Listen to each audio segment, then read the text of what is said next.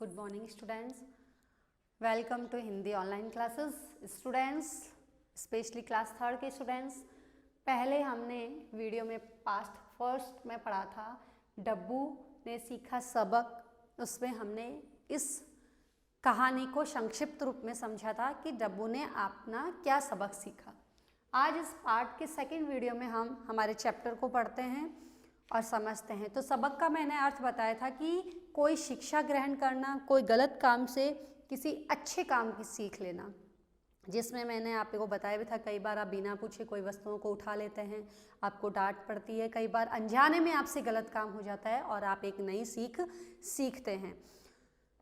तो आपने जो नई सबक सीखा, सही सीख मिली, कई बार आपको सजा भी मिलती है, वही आपका सबक और शिक्षा कहलाता है और आप कहते हो कि भविष्य में इस तरीके की गलतियां हम कभी नहीं करेंगे।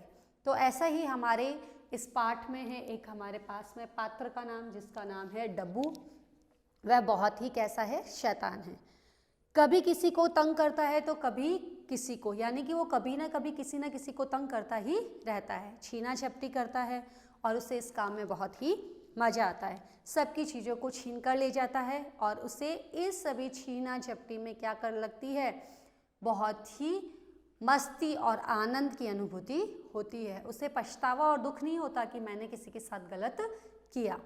मम्मी उसकी गुस्सा करती है, डांट लगाती है, पर डब्बू है जो ना तो सुनता है और ना ही इन बातों को समझता है। जब उसे समझाने का प्रयास किया जाता है तो अपने मुंह को बिचकाते हुए, कहने का मतलब मुंह का भाव बदलते हुए कहता है, मैं डब्बू राजा कहलाऊं, दिन भर मैं हुड़दंग मचाऊं, छीन झपट के सबके सामान को ले जाऊं, सबको छेड़ूं, मजे उड़ाऊं। वह यही चार लाइनें जब उसको समझाने का प्रयास किया जाता है तो अपने आप को राजा बताते हुए कि मैं हूँ डब्बू राजा और मेरा काम क्या है, दिन भर हुड़दंग मचाना, मतलब मौज मस्ती, खेलना कूदना, बदमाशी, छीना झपटी, ये सभी काम उसके हुड़दंग में आ जाते हैं।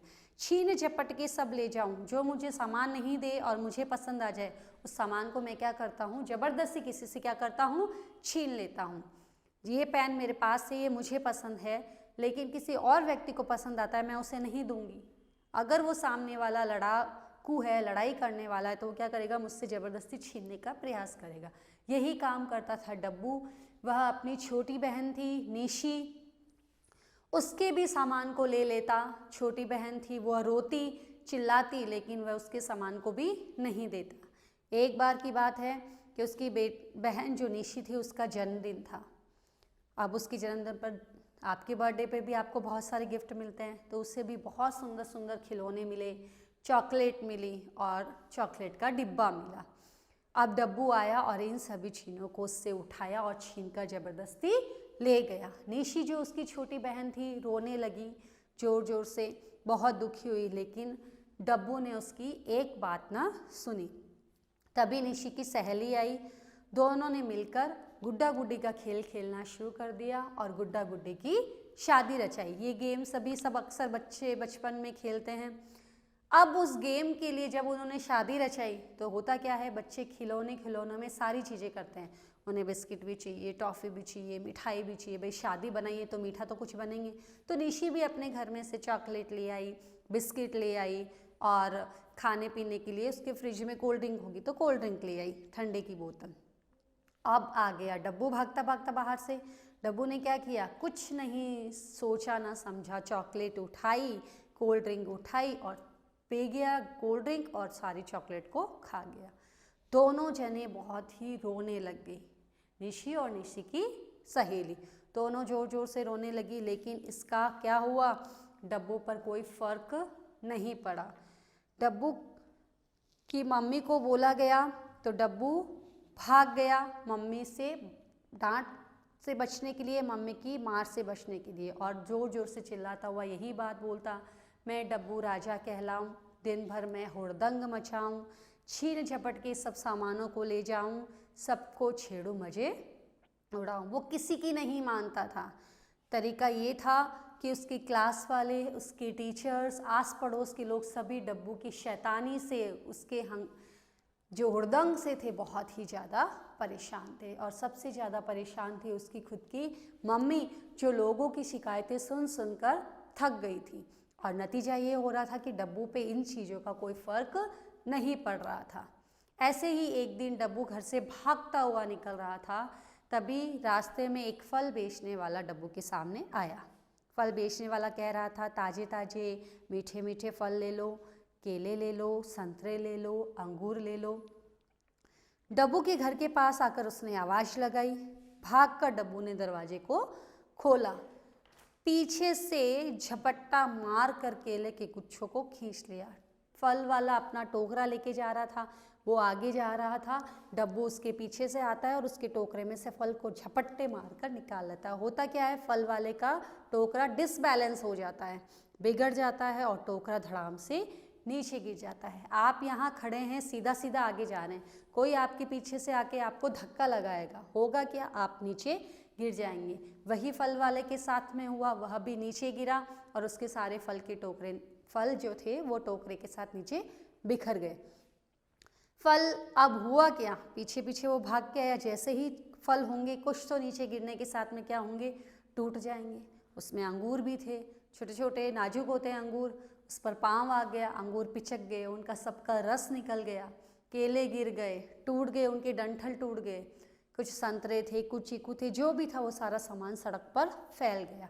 कुछ गिर गया, कुछ पिचक गया और अंगूर तो बिल्कुल पिस गए। फल वाला गरीब व्यक्ति था, बहुत ज़ोर ज़ोर से चिल्लाने लगा, मैं लुट गया, मैं बर्बाद हो गया, मैं क्या करूं, मेरा डब्बू ने टोकरा गिरा दिया। वो ज़ोर ज़ोर से चिल्लाने लगा, मेरे केले पिचक गए, मैं क्या करूं।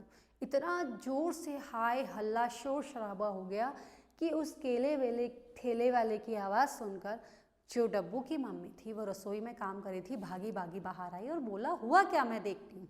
जब उन्होंने देखा तो वो देखा कि डब्बू ने उसके फल के टोकरे को गिरा दिया और पूरे फल ज़मीन पर सड़क पर फैले हुए और बहुत सारा नुकसान हो गया। डब्बू की मम्मी गई, उनसे माफ़ी मांगी और बड़े प्रेम से पूछा, भाई साहब आपका कितना नुकसान हुआ। फल वाले ने बोला, मेरा 300 रुपये के फल। वह जोर जोर से चिल्लाए जा रहा था। डब्बू की मम्मी ने उन्हें 300 रुपये दिए, हाथ जोड़ा और उन्हें शांत करके वहाँ से भेज दिया। अब डब्बू की मम्मी आई और डब्बू के खींचे कान कि तुमने क्यों बदमाशी कितनी की, लेकिन डब्बू तो छुड़ाकर भाग गया और वही 4 लाइनें दोहराने लगा, मैं डब्बू राजा कहलाऊं, दिन भर मैं हुड़दंग मचाऊं, छीन झपट के सब ले जाऊं, सबको छेड़ूं, मजे उड़ाऊं। उसे उस बात का कोई पछतावा, कोई दुख नहीं था कि मैंने फल वाले के इतने फल खराब कर दिए। अब डब्बू की आदत हो गई, कोई गुब्बारे वाला आता, चने वाला आता, पार्क वाला जो माली पौधे लगाता, उन सबको परेशान करता और सबका नुकसान कर देता। एक दिन इसी बात से परेशान उसकी मम्मी, बहन सब बहुत ज़्यादा परेशान हो गए थे। पूरा मोहल्ला, उसकी क्लास के बच्चे और इवन उनके स्कूल के टीचर डब्बू से परेशान हो गए थे, लेकिन डब्बू समझने को तैयार नहीं था। एक दिन की बात है, डब्बू पार्क में बच्चे खेल रहे थे, उनके साथ में वह भी पार्क में खेलने के लिए चला गया। सभी बच्चे झूले पे लाइन लगाने के लिए चढ़ रहे थे कि एक झूला है, उस पे लाइन से चढ़ते जाएंगे, आगे से आगे बढ़ते जाएंगे। डब्बू, जिसकी आदत थी बच्चों को परेशान करने की, वो भी वहीं था। बच्चे डब्बू से बचने के लिए चुपचाप शांत तरीके से खड़े थे। तभी क्या हुआ, बच्चों को भूख लगी। बच्चों ने भूख शांत करने के लिए केले खरीदे। केले खरीदने के साथ ही बच्चों ने केले खाए। अब हुआ क्या, बच्चे आराम से जाकर पेड़ के नीचे बैठकर केले खा रहे थे। तभी उस पेड़ पर बंदर बैठे हुए थे। बंदर ने देखा और वो केलों को झपटने के लिए आए। बंदर ने केले झपट लिए उन बच्चों से और लेकर भागने लगे। तभी जो डब्बू राजा था, अपने आप को दबंग बताने के लिए, अपने आप को राजा बताने के लिए, अति होशियार बताने के लिए उस बंदर के सामने जाने का प्रयास किया और बंदर से केले वापस लाने का प्रयास किया। अब बंदर ठहरा एक जानवर, वो इतना कहाँ होता है, वो बड़ा शैतान होता है, शरारती और बहुत ही नटखट होता है। बंदर के सामने जब डब्बू गया तो हुआ क्या, बंदर ने डब्बू की ओर झपट्टा मारा और इसी क्रम के चलते इसके नाखून बंदर के काफ़ी किस पर लग गए, डब्बू पर लग गए। डब्बू को बहुत खून बहने लगा, बहुत ज़्यादा नुकसान हुआ, रोने लग गया डब्बू, बहुत सारे घाव हो गए उसके और इस तरीके से डब्बू चिल्लाने लगा। डब्बू को जैसे तैसे घर ले जाया गया, मम्मी को पूरी बात बताई तो मम्मी ने बोला कि इसे इंजेक्शन लगाना पड़ेगा। डॉक्टर आए, डब्बू को देखा, पट्टियाँ लगाई उसके घावों को, खून को पोंछा और फिर लगाया गया टिटनेस का इंजेक्शन। इंजेक्शन देखते ही डब्बू चिल्लाने लगा। उसने कहा नहीं, मुझे बहुत दर्द हो रहा है, मुझे इंजेक्शन नहीं लगाओ, मेरा खून निकल रहा है, मैं बहुत परेशान हो रहा हूँ, मुझे दर्द हो रहा है। तब उसकी मम्मी ने उसे सिखाया कि बेटा आज तुम इतने से दर्द और परेशानी से परेशान हो, ये सोचो कि तुमने न जाने कितने लोगों को परेशान किया है, आज तक कितने लोगों को आपने तंग किया है। क्या वो परेशानी थी? क्या उन्हें छीना झपटी में दर्द नहीं होता था?